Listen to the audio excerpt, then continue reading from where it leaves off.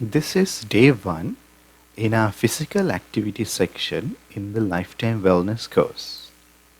Learning objectives include understanding the importance of lifetime fitness and wellness, recommended guidelines of weekly physical activity, and being able to define physical fitness and components of health related fitness. Before we begin the lecture, I want to remind students that a week from today, exercise log activities step counts will be due.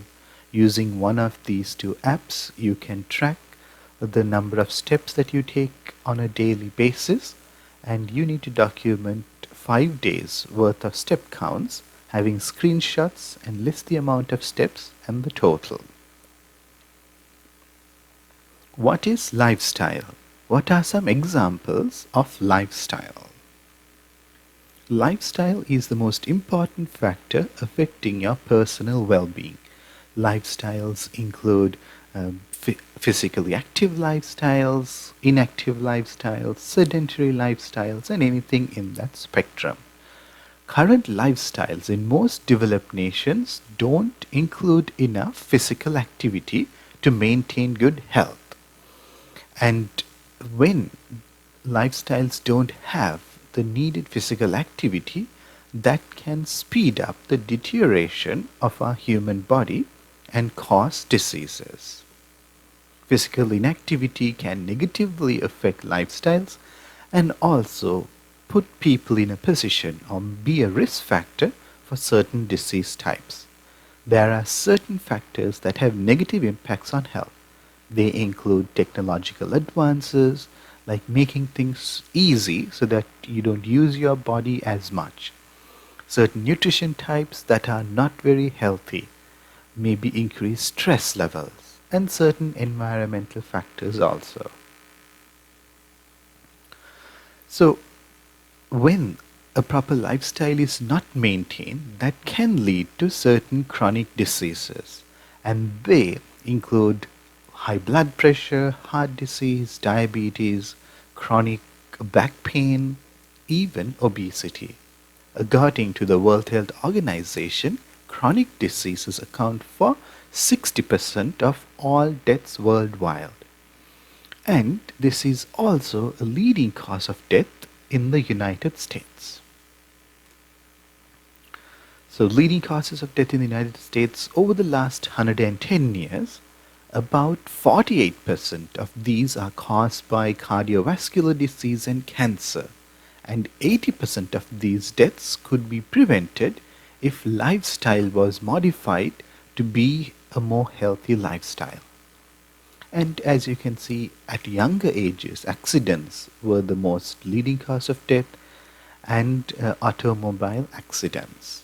So these changes are not changes that happen over a short period of time, rather over a large period of time, and accumulation of behaviors, healthy behaviors, unhealthy behaviors, can lead to these types of diseases.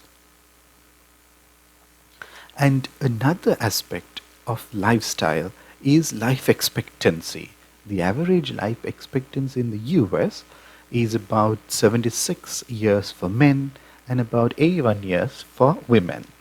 US is ranked 31st in the world, having so much advanced technology, much like a developed country, but still it's not doing as well in terms of life expectancy compared to other developed nations. And about half the people in the United States have either diabetes or prediabetes, a condition that is a precursor to having diabetes. And as you can see, looking at life expectancy, we see where US ranks among other developed nations, where Japan has the highest life expectancy in all of the countries. So what are some of the benefits of regular physical activity, and how can this help maintain a better quality of life? Regular physical activity can help prevent premature deaths. It can help prevent certain chronic diseases from being forming. It can also keep your bones, muscles, and joints stronger, and also improve mood, cognitive function, the ability to think through things, creativity, and even short term memory. When it comes to physical activity, there are two types, two broader categories. One is going to be exercise. That's a type of physical activity that is planned, has a structure, can include repetitive movements. Examples include walking, running, cycling, and anything that we associate with the term exercise. Physical activity is a much broader term that includes any bodily movement that will that will use skeletal muscles and require energy in this process.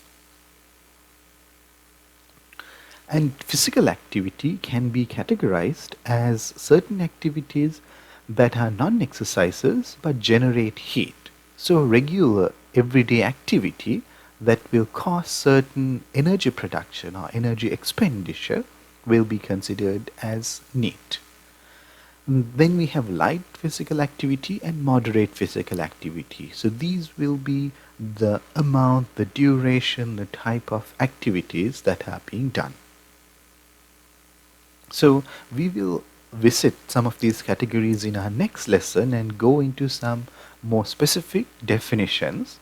But for right now, just understand that there are certain different types of physical activity that can be categorized depending upon their intensity and duration. What are some benefits of physical activity? Physical activity can help reduce certain risks for health issues. We talked about how it can help reduce certain chronic diseases. It can help our heart health, our heart to function well over a longer time. It can also help reduce mortality in certain that is caused due to certain chronic diseases. And there are certain immediate or acute benefits as well that we talked about, improved cognition function, short-term memory, and even improvements to mood.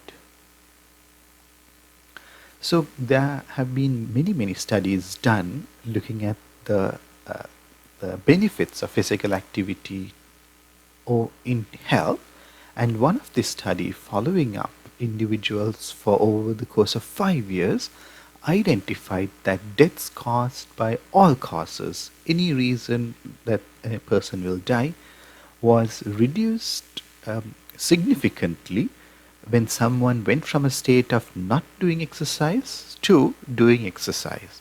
And if someone had been doing exercise even prior to that, they had the lowest rate of all cause mortalities. So, what are the health related components of physical fitness? There are different measures when we talk about physical activity, how we will measure or how we will categorize the different types of physical activity. One type is cardiorespiratory endurance.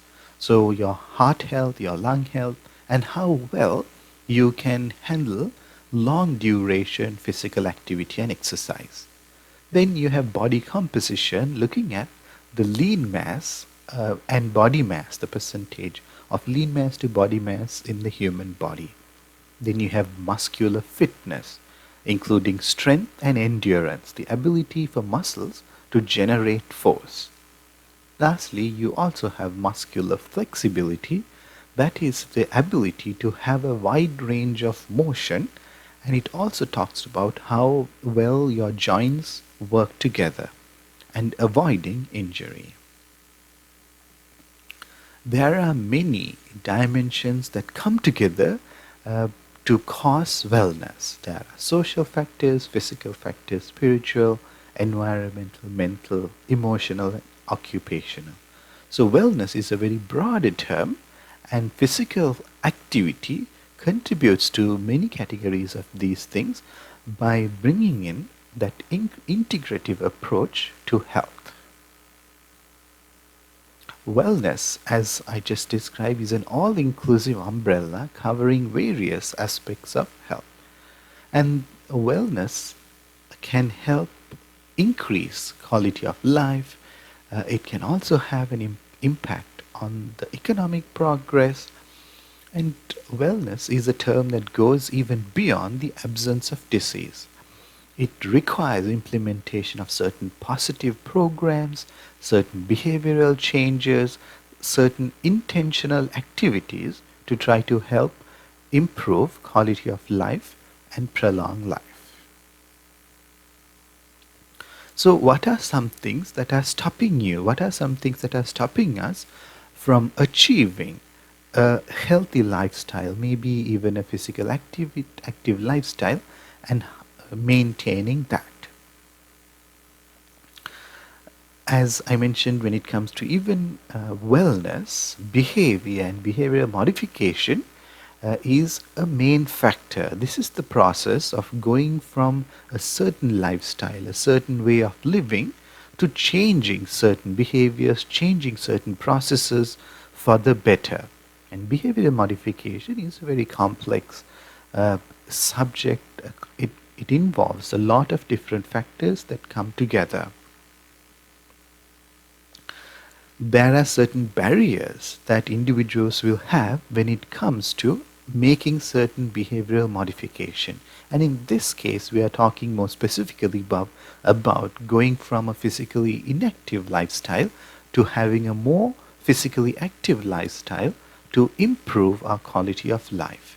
There are certain barriers such as problems with competence. Individuals might think, oh, they don't have the skills to do certain types of activities. Maybe problems of confidence. You might have the skill, but you might not believe in yourself to be able to do certain things. And of course, problems with motivation. You might be able to do them, but you might not be able to get yourself to do these types of activities. Not willing to make change. So it is important to kind of start thinking about these processes even if you have certain goals that you'd like to meet. How can you achieve your goals? If you understand the process of how you can go through these behavioral modifications, that might help you achieve certain goals that you have.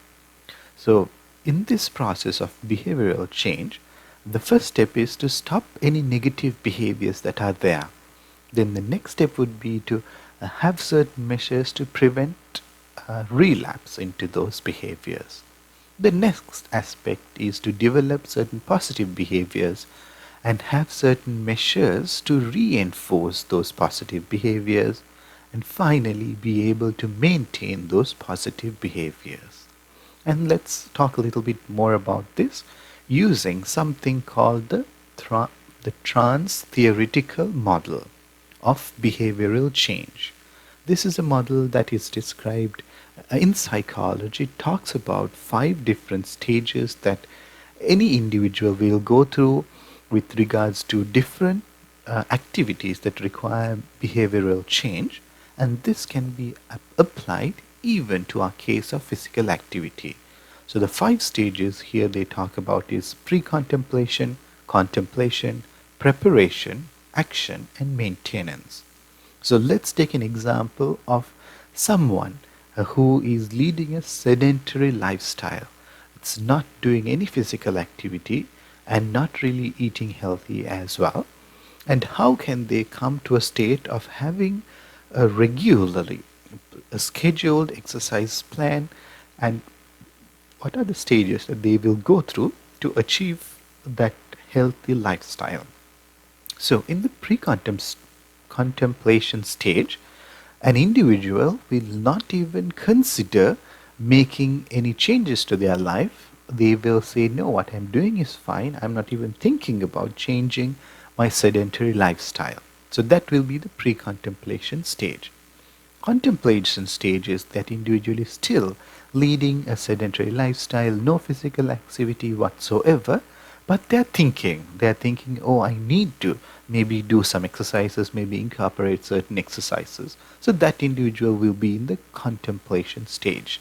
The next stage is the preparation stage, where they're still not doing any exercises, but they're at the stage they know, yes, I need to do exercises. And this is the stage that they're having a goal of, okay, next week or next day I'm going to start doing exercises. So they are coming towards getting prepared to bring in that behavioral change into their life. Action is the stage where you practice the behavior that you wanted to do. So that will mean, okay, they have come out of the stage of thinking about doing it, planning, and now they're starting to exercise. So that will be the action stage. Then the next stage is, once you have started doing certain exercises, how you will maintain that, how you will be able to have a certain regular schedule and stick to that schedule and maintain the physical active lifestyle that you have. So by thinking about what stage you are, you might be able to start thinking about what stage you will want to go to, or if you're already at the action or maintenance stage, try to see what are certain things that you can do to ensure you can continue these types of activities.